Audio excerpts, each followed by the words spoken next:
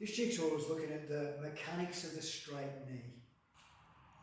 So what we're trying to do is maximise the weight into the target, and we're looking at, even though we don't use the shoulders, we don't want to take the shoulders out too much of the knee. So we'll have a look. We're trying to get hips in, but we're equally not leaning back. So we'll have a look at the mechanics of the knee. Now, in this case, if I get down here, we stepping close enough is important. Also, the angle of the knee is important.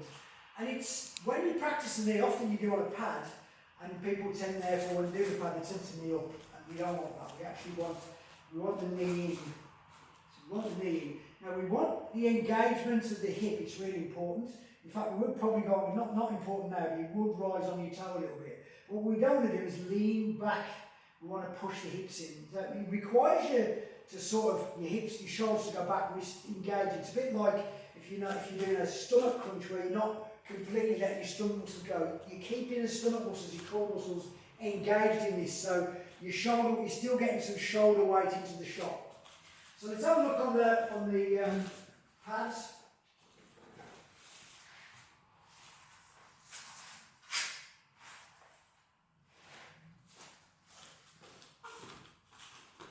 So putting this pad here, because this is more like a body pad on the arm, which you do pad work is less efficient for this really. So what we're trying to do is, again, where you put your arm will depend what you're doing. If you're trying to grab me afterwards, you might well put the arm across.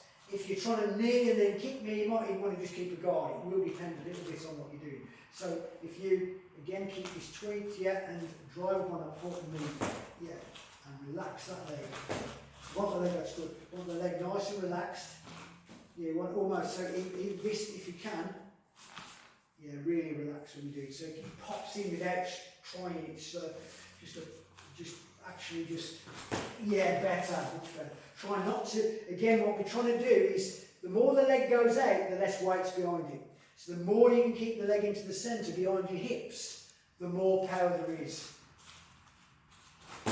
So try, just as a drill, try and get to my hands.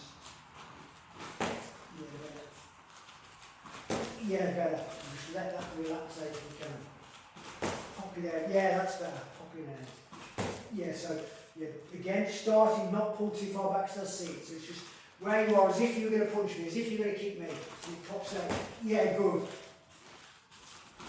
Good. So you're trying to, the hips are going in, but the shoulders are not flying back. Keeping that position.